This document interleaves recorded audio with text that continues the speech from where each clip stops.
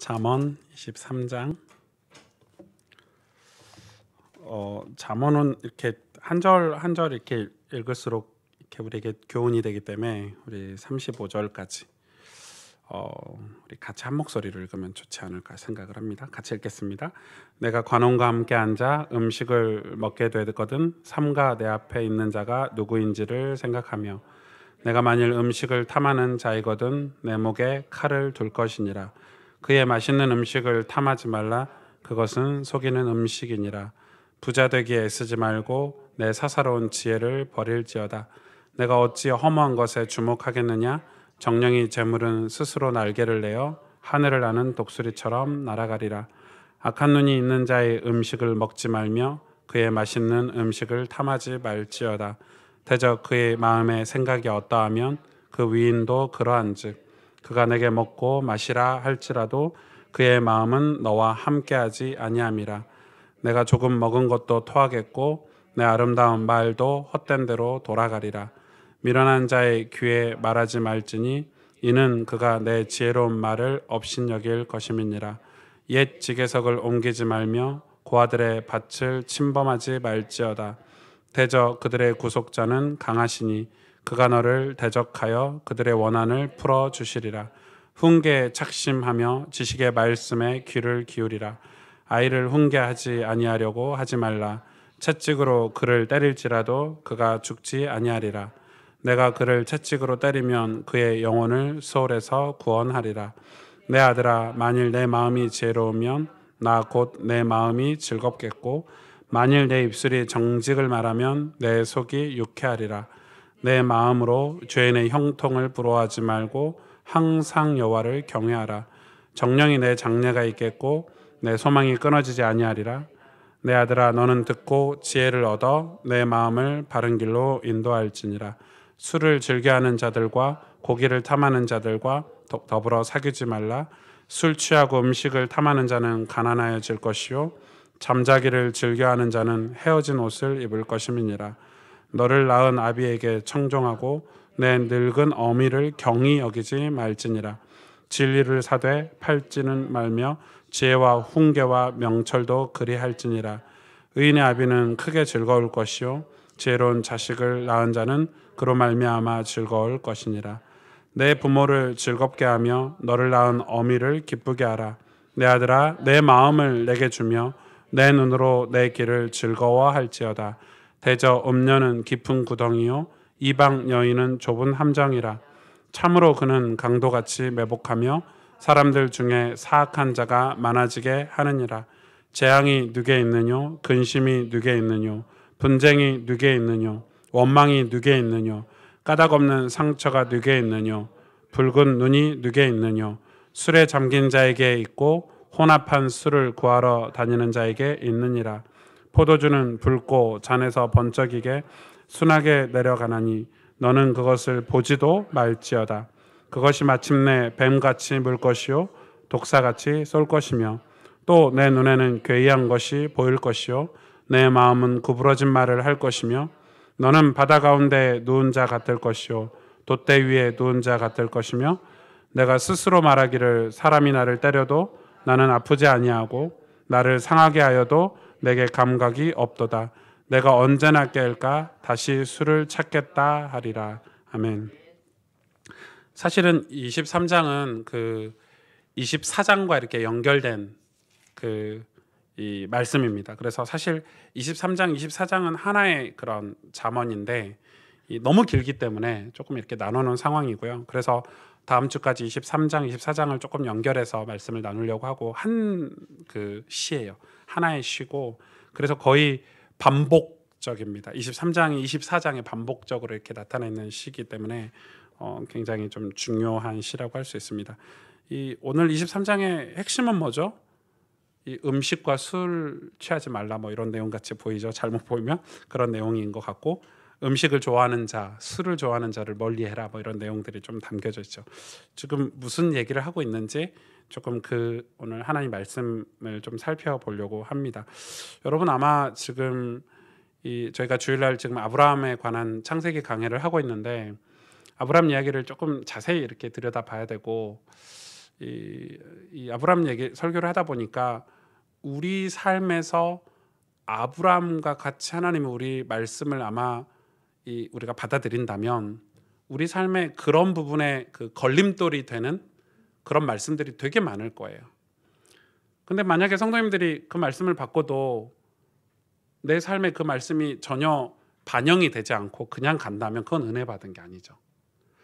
그러니까 반드시 지금 창세기 강해를 하면서 아브라함 얘기를 하면서 우리에게 도전되는 부분이 있을 텐데 그 부분을 그냥 덮고 지나가면 우린 또 반복적인 그런 이 신앙의 그런 이 올라섬을 겪지 못하고 살아갈 수 있어요. 예를 들어서 뭐 꼭 이런 표현이 맞을 수 있을지 모르겠지만 하나님이 100이라는 그런 이 지점을 만들어 놓으셨는데 우리는 10이라는 지점을 우리 인생의 10이라는 지점을 정해놓고 거기를 올라서지 못하고 계속 사는 거죠. 계속 그 10 안에서 이렇게 돌아가면서 사는 거예요. 하나님은 우리를 믿음의 조상으로 진짜 영원한 하나님의 축복을 가진 이 땅의 주의 종으로 제자로 사용하시길 원하시는데 우리는 우리의 틀을 탁 만들어 놓고 그 틀을 못 벗어나거든요. 잘 그 틀 안에서 딱 행동하는 게 되게 많은 거죠. 저는 저라는 사람을 이렇게 자기 성찰, 자기 객관화 이런 걸 되게 이렇게 노력하는 사람 중에 하나인데 왜냐면 저희 와이프도 알겠지만은 제가 뭐 이렇게 저에 대해서 이렇게 파악이 안 되면 늘 실수하니까 여러분 사람은 늘 실수하고 이렇게 하죠.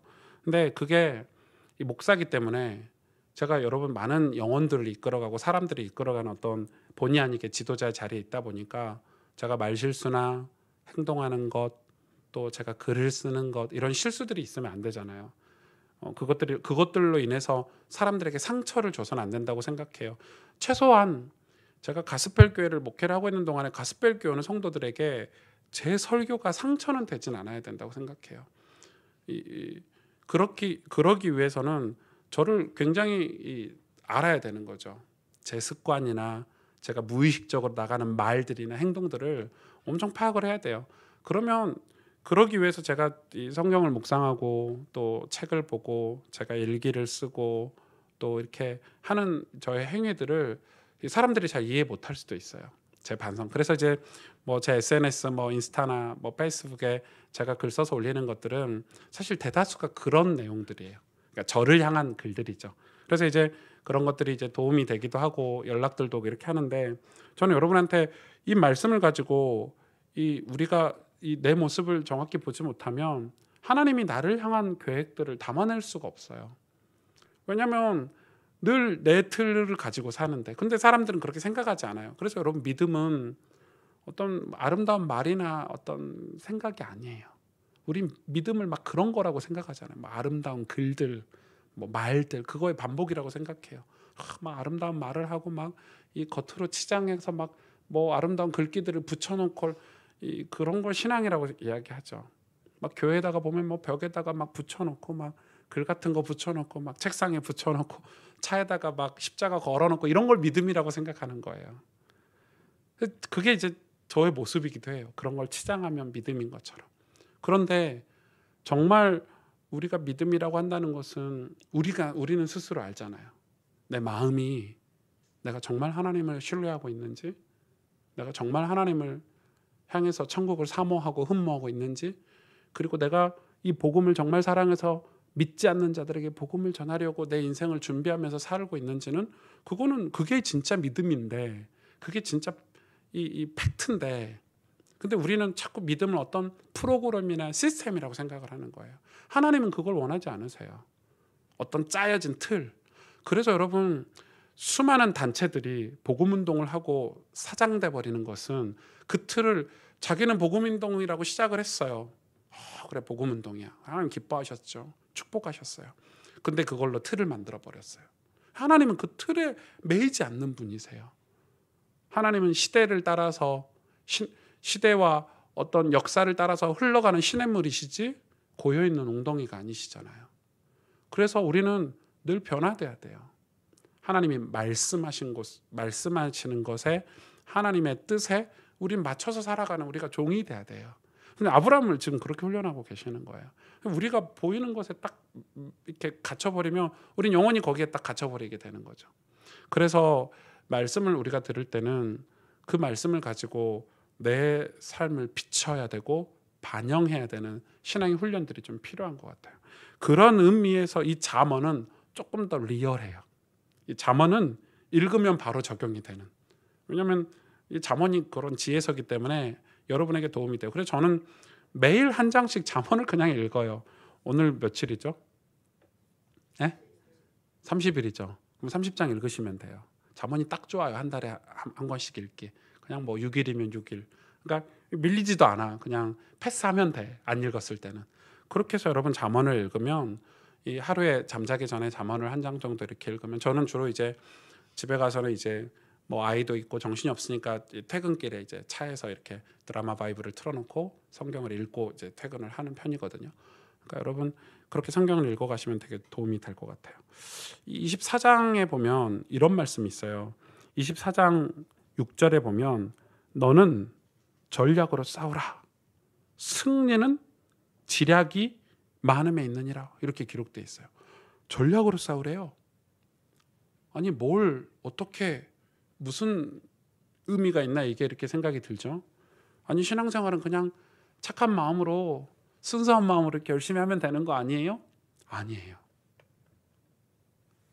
여러분 우리가 회사에서 일을 해도, 아니 하다못해 동네에서 조그만 구멍가게를 해도 지역 동네 분석 다 하고 이 지역에는 어떤 물건이 잘 팔릴 건지 알아보고, 그리고 이 가게를 어떻게 꾸며야 어떻게 이렇게 이 많은 물건을 팔고 어떤 수입이 안정적일지 다 분석하죠. 그게 전략이잖아요.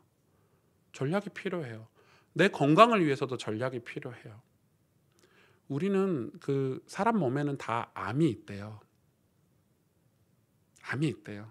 인간이 얼마나 어리석냐면 암이 날 때까지 모르고 사는 거예요. 그러니까 암이 드러날 때까지 모르고 사니까 인간이 어리석은 거죠. 그러면 어떻게 해요? 의사 선생님이 그러죠. 30대 때, 40대 때 암 걸리지 않도록 그런 건강한 삶을 살라는 거예요. 그런데 얼마나 어리석냐면 암이 이미 뭐 3기, 4기 이렇게 아파가지고 내 몸에 어떤 치명적인 아픔이 될 때, 그때서야 이제 암이 발견되면 그때서야 암을 이길 수 있는 삶을 그때 사는데 이미 늦죠. 이미 암이 드러났어. 근데 그때서야 막 좋은 음식 먹고 공기 마시고 막 운동하고 하는데 이미 늦었어요.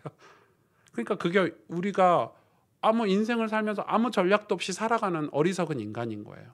지금 내 몸이 괜찮으니까 함부로 음식도 먹고 함부로 막 고기도 먹고 막 탄 것도 먹고 막 말도 함부로 하고 스트레스 받는 상황을 만들어서 막 인간이 그렇게 살아가는데, 오늘 신앙도 똑같아요. 예수님이 그러셨죠. 언제 신랑이 올지 모른다. 언제 우리가 하나님께 부름받을지 모른다는 거예요. 그래서 우리는 슬기로운 여인이 돼야 되고 지혜로운 자녀가 돼야 되는데, 오늘 성경에 24장에 전략으로 싸우래요. 전략으로. 신앙은 전략이 필요해요. 여러분 전략이 필요해요. 우리 가정복음화 전략이 필요해요. 우리 부모님을 전도해야 되겠어요. 전략이 필요해요. 엄마 아빠 교회 갑시다. 너나 다녀 이거 사 이러죠. 왜 그렇죠? 뭔가 있는 거예요. 엄마 아빠 마음에 뭔가 걸림돌이 있는 거예요. 그럼 전략이 필요하죠. 우리 자녀들이, 우리 부모 형제들이 내 이웃에게 전도를 해야 되겠어요? 복음을 전해야 되겠어요? 무턱대고 복음 전하면 돼요? 아니죠. 전략이 필요하죠. 저분이 지금 어떤 상태인지, 어떤 아픔을 갖고 있는지.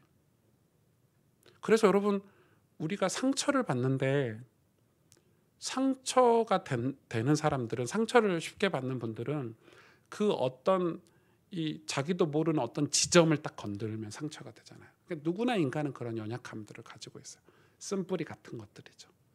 저도 다른 누가 무슨 말해도 다 기분이 나쁘지 않은데, 그 저의 안에 있는 어떤 한 가지를 딱 건들면 저도 내 오승주라는 지금 목사라는 사람의 어떤 제가 컨트롤하고 사는 이 목사인데도 불구하고 그걸 건들면 나도 모르게 순간적으로 욱하는 게 있거든요. 안 그래요, 여러분? 안 그러신 것처럼 저를 쳐다보는데 그게 다 있어요, 사람마다. 그런데 어떻게 전략이 없이 신앙생활을 해요? 그래서 저는 저희 교회 성도님들도 그렇지만 우리 많은 분들이 자기 신앙을 목사하고 상담 안 하는 건 좀 의아해요. 그냥 알아서 하겠다 이 말인데 어떻게 그러지? 저는 멘토가 있거든요. 하나님 말고 하나님도 제 멘토시지만 목회 멘토가 있어요. 저도 제 인생의 멘토들이 있어요. 제가 꼭 의논하고 상의하고, 좀 여러분 교회 일도 제가 함부로 안 해요. 꼭 우리 교회 장로님들과 의논하고 상의하고 허락 맡아서 해요. 당연하죠. 전략이 있어야 되니까, 지혜가 있어야 되고 지식이 있어야 되니까. 그런데 많은 분들이 성경도 자기가 읽고 싶은 거 읽어. 예를 들어서 내 삶과 필요한 성경이 있어요. 나는 지금 이분은 좀 사복음서를 읽으면 너무 좋겠는데, 이분은 요한복음 읽으면 너무 좋겠는데, 이분은 좀 창세기를 읽어서 인생을 좀 이렇게 쭉 풀어가면 좋겠는데, 이게 목사로서 이렇게 해주고 싶은 얘기가 있는데 막 요한계시록 읽고 있고 이분이 지금은 요한복음을 읽어야 돼, 막 요한계시록 이런 거 읽고 뭐 사사기 이런 거 읽고 아무 상관없는 자기하고, 그러니까 아무 안 맞는 거예요. 약도 맞아야 되잖아요. 약도 아무거나 먹으면 나아요? 병원에 가서 의사에게 진찰을 받고 선생님은 환자는 이 약을 먹어야 도움이 됩니다. 이게 정확한 거예요. 우리는, 저희 아버지가 주로 그러셨는데, 아버지 얘기 그만해야 되는데 천국에서 괴로우실 수 있어요. 매 약국 가서 내가 알아서 진단해서 약을 먹는 거예요. 그러니까 몸이 문제가 오죠. 그러면 괴롭죠. 신앙은 정확해요. 영적인 것은 과학이라 그러죠. 여러분, 세상에 돌아가는 것들도 정확한데 우리가 신앙생활을 얼마나 대충 하는지 몰라요. 얼마나 두루뭉실하게 살아요. 그러다 어쩌다 뭐 하나 걸려들면은 그게 막 응답이다고 막 난리 피는데 확신은 없어. 왜요? 준비해서 받은 응답이 아니야. 오랜 세월 하나님 앞에 기도하고 준비해서 이게 하나님 뜻이구나, 그래서 그걸 준비하고 하나님 앞에 기도하고 그래서 받은 응답이 아니라 어쩌다가 받은 응답이야. 그러니까 금방 뜨거웠다가 금방 식고 사라져버려요. 신기루처럼. 지금 한국교회 성도들 다 그렇게 하고 있잖아요. 예수님이 무당 아닙니까? 무당. 예수님이 무당이에요. 예수의 이름으로 기도하면 응답 주신다고 막 뜨겁게 기도했다가 신기루처럼 다 사라졌어요. 응답을 받아본 적이 없으니까. 왜? 응답을 다 내 자녀 잘 되고 뭐 우리 집 안 망하게 해주세요, 뭐 취직하게, 다 이런 것만 기도했으니까 단 한 번도 하나님이 주신 응답을 받은 적이 없는 거예요. 하나님이 주신 응답, 세상이 알지 못하는 그 평안, 세상이 알지 못하는 그 평강, 그것은 우리가 고난 속에 이 나그네 인생을 살아가는 중에 주시는 그런 마음의 기쁨인데, 그런 응답을 못 받아봤으니까 늘 눈에 보이는 것 쫓아서 사는 거예요. 여러분, 오늘 이 잠언 23장을 간단하게 좀 살펴보면 5절 보세요. 이렇게 얘기하고 있죠. 내가 어찌 허무한 것에 주목하겠느냐. 와, 지금 뭐라고 얘기하고 있죠? 네가 지금 허무한 것을 주목하고 있다 이 말이에요. 허무한 것을 주목하고 있어요. 여러분, 이게 죄의 모습이고 죄가 사로잡은 인간이 주목하고 있는 삶이에요. 허무한 것. 그 허무한 게 뭐예요? 바로 그 뒤에 이렇게 말씀하고 있죠. 정령이 재물은 스스로 날개를 내어 하늘을 나는 독수리처럼 날아가리라. 재물이 사라진다는 거예요. 독수리처럼 날개를 가지고 사라진다는 거예요.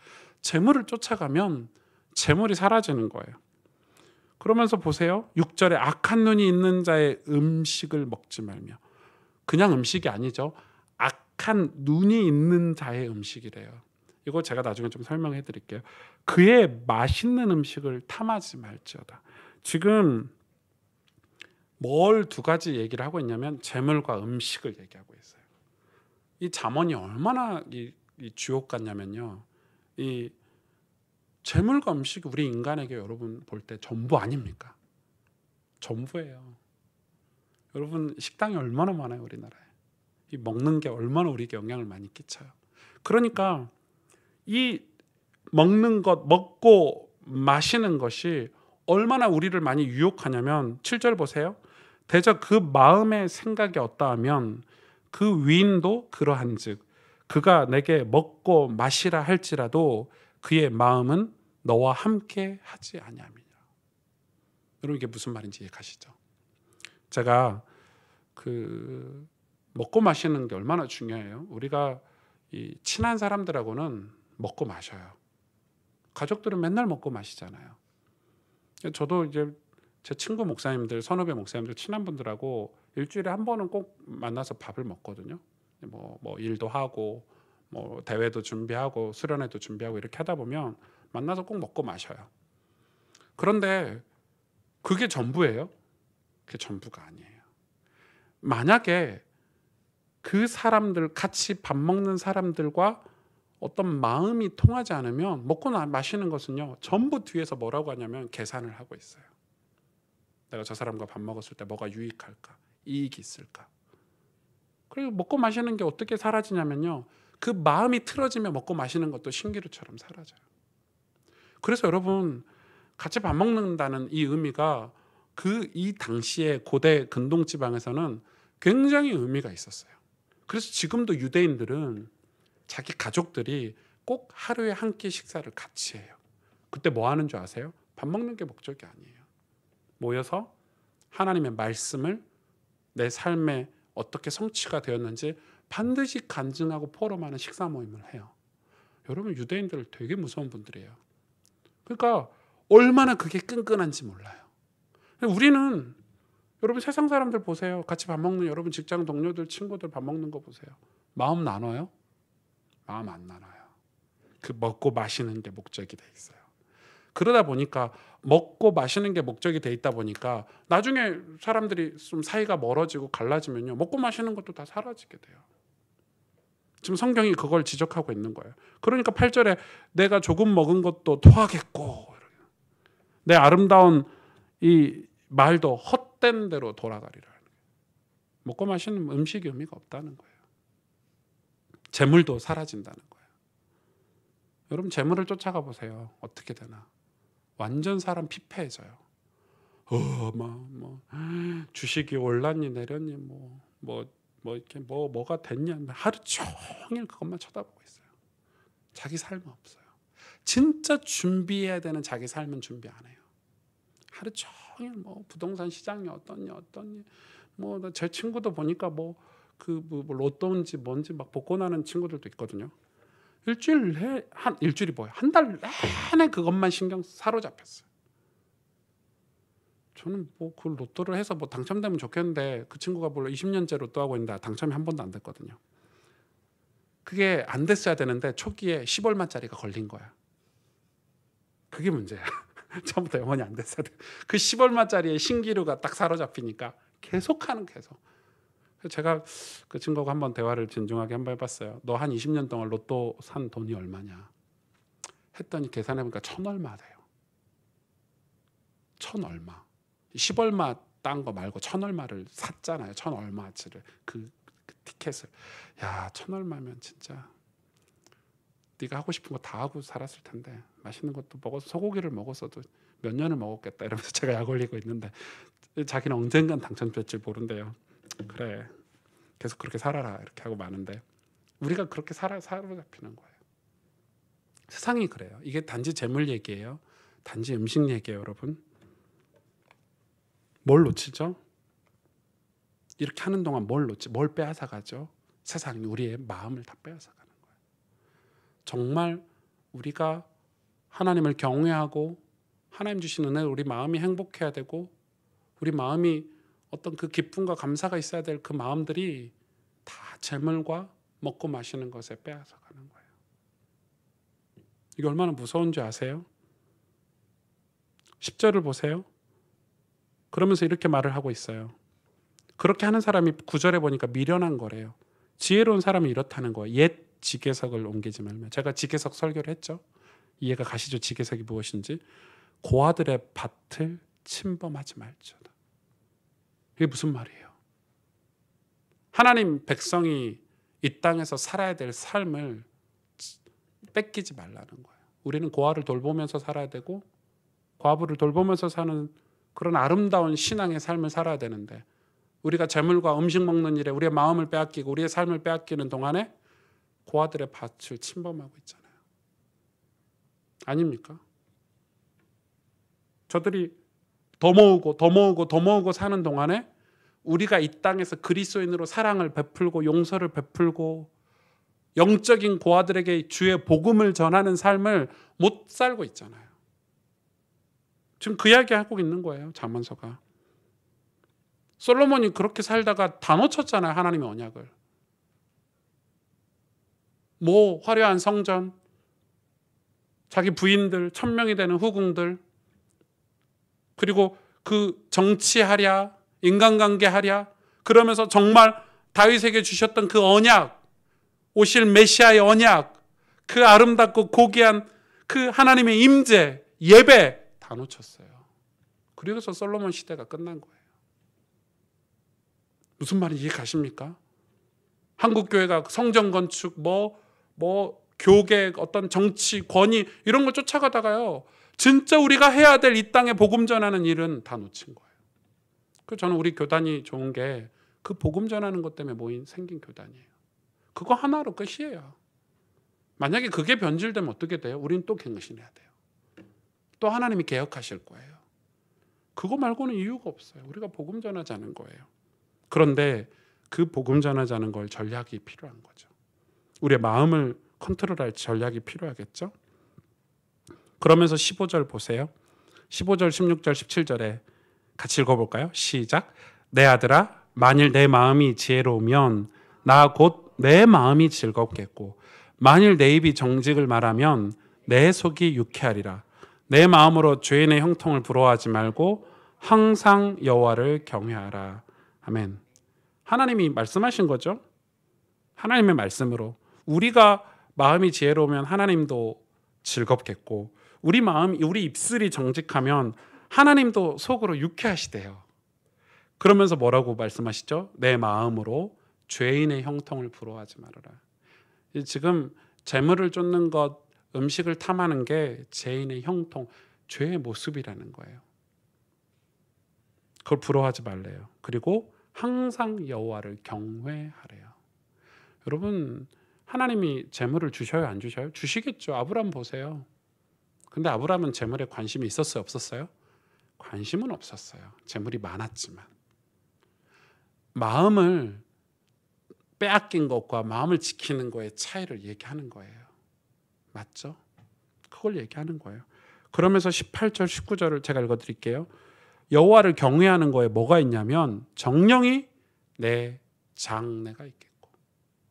돌아오는 주일날 이 아브라함 얘기를 할 때 이 장래에 대해서 얘기할 건데, 우리의 장래가 뭐예요? 인간의 장래가 뭐예요? 우리의 미래잖아요. 장래는. 우리의 장래가 뭐예요? 인간이 얼마나 어리석어요?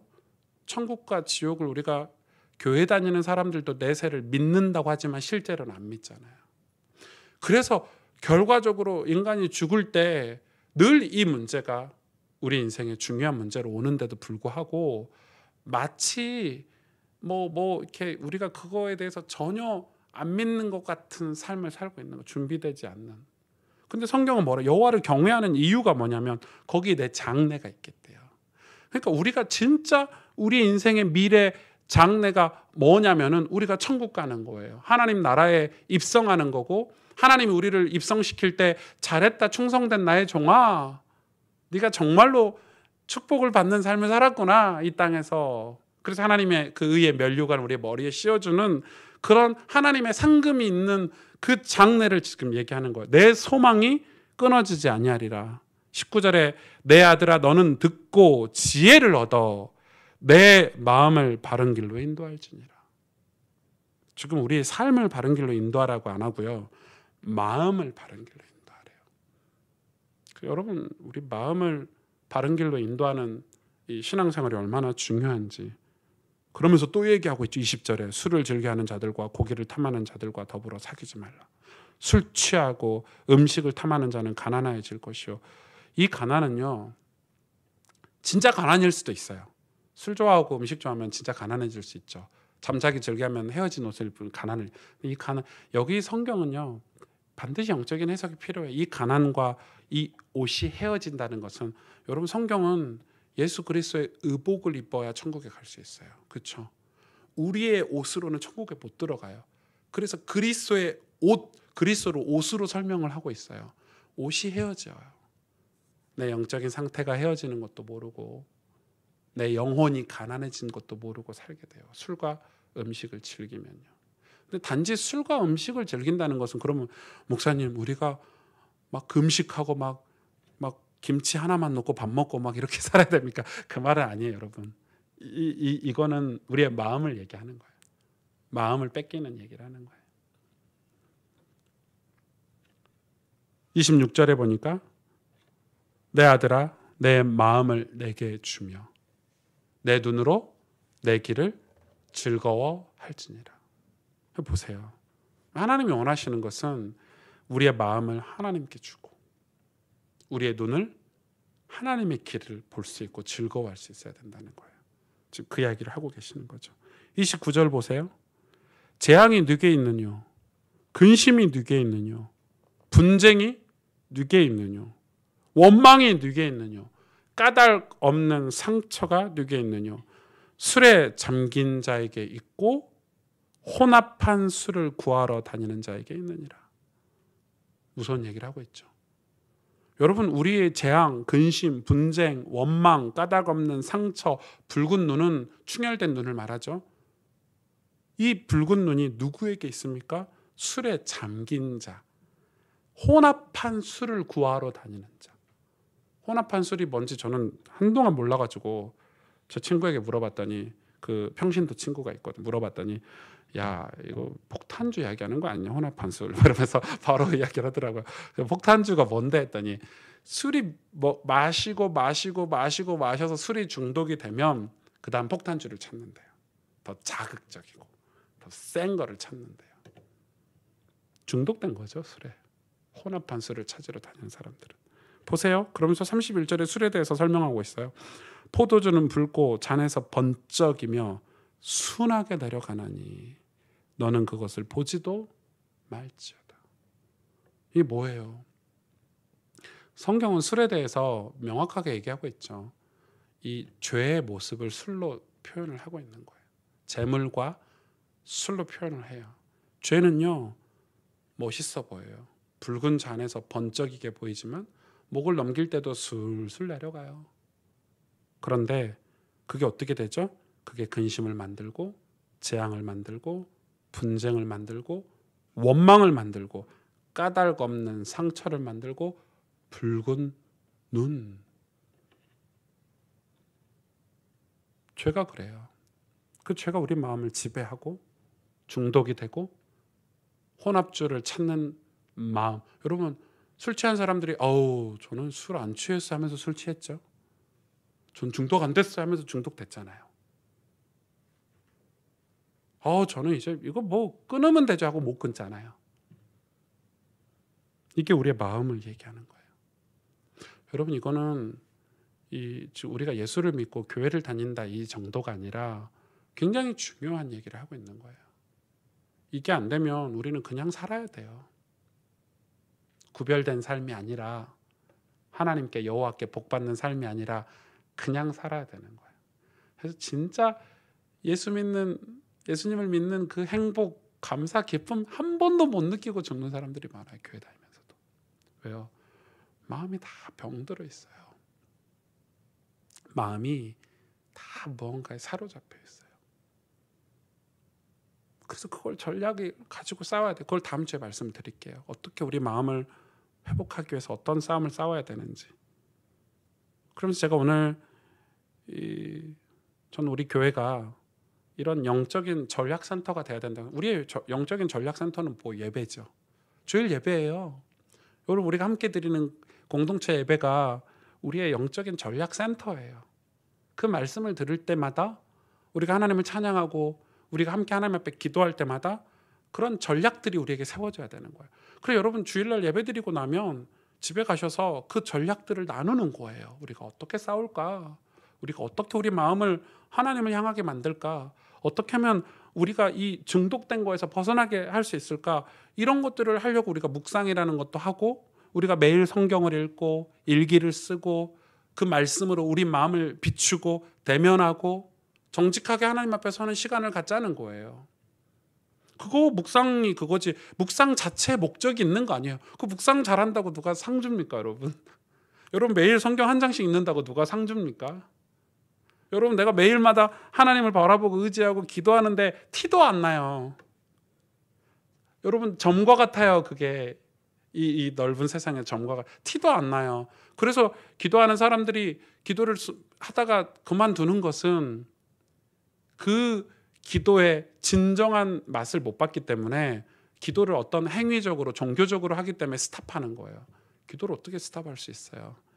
여러분 내 사랑하는 아내를 만나고 우리 아들과 교제하고 대화하는 거 어떻게 멈출 수 있어요? 그건 관계인데, 하나님과 관계인데 기도는. 그런데 왜 그렇게 되죠? 그 시간이 영적인 내 마음을 들여다보고, 아 이게 내가 지금 하고 있는 말과 언행이 어디서 나오는지 살펴보자는 거예요. 그런데 그게 너무 조심스럽게 됐어요. 조심스럽게 됐다는 말이 무슨 말이에요? 교회를 응답받는 사람들이 오는 곳으로 만들어 놔버렸어요. 아니 교회는 실패하고 문제 많고 성경에 보니까 고아와 가부들, 죄인들, 세리들이 오는 곳 아닙니까? 예수님 만나러. 교회 잘 다니다가 내 삶에 무슨 문제가 있으니까 창피해서 교회 못 나가겠어. 이게 교회가 돼버렸어요. 저는 저희 교회 그러지 않길 원해요. 예배는 하나님을 만나고 내가 주님을 의지하는 곳이 돼야 돼요. 근데 예배가 다 병들었잖아요. 왜? 교회 가는 목적이 예배가 아닌 게 돼버렸어요. 어떤 활동을 하러 가거나 어떤 모임을 하러 가거나 어떤 뭔가 다른 걸 이렇게 때문에 교회를 가지, 교회 가야 누구도 만나고 막 이런 식이지, 진정한 내 마음의 위로를 받고 주님 나와 동행함을 확인하고 내가 이번 주 한 주간 살아가는 내 길이 바른 믿음의 길인지 아닌지 점검하고, 이런 이 아브라함이 가졌던 그 헤브론 땅, 이 마물의 상수리 나무 아래 같은 그런 주일 예배가 돼야 되는데 예배가 다 병들어 버렸어요. 그래서 누가 사람들이 예배 시간에 이렇게 막 실패한 것처럼 오면은 수근거리고 쳐다보고 뒷말하고, 교회가 너무 병들었어요. 여러분 교회는 어떤 곳입니까? 예수님이 머물러 임재하시는 곳 아닙니까? 그러면 이곳에 와서 우리의 마음을 점검받고, 그리고 그 점검받는 게 부끄러운 일이 아니어야 돼요. 회개가 있어야 되고, 그쵸? 변화가 있어야 되고, 그 변화를 칭찬하고 그 회개를 격려하고 응원하는 곳이 교회여야 돼요. 여러분 교회는 회개하는 곳이에요. 내 죄를 토로하는 곳이에요.